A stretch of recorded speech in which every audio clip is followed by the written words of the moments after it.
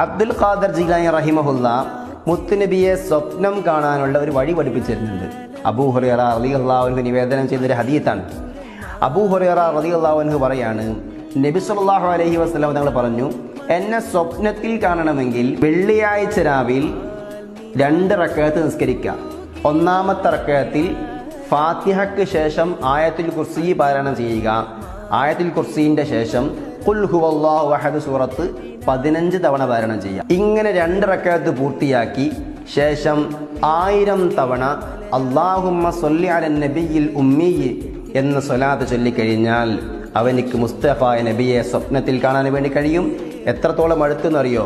ഒരു വെള്ളിയാഴ്ച ചൊല്ലിക്കഴിഞ്ഞാൽ അടുത്ത വെള്ളിയാഴ്ചൻ്റെ മുമ്പ് തന്നെ അവനിക്ക് നബിയെ കാണാം എന്ന് നബി സല്ലല്ലാഹു അലൈഹി വസല്ലം തങ്ങൾ പറഞ്ഞതായി അബൂ ഹുറൈറ റളിയല്ലാഹു അൻഹു പറഞ്ഞിട്ടുണ്ട് എന്ന് മഹാനായ അബ്ദുൽ ഖാദർ ജിലാനി റഹിമഹുല്ലാഹ് പഠിപ്പിച്ചിരുന്നു.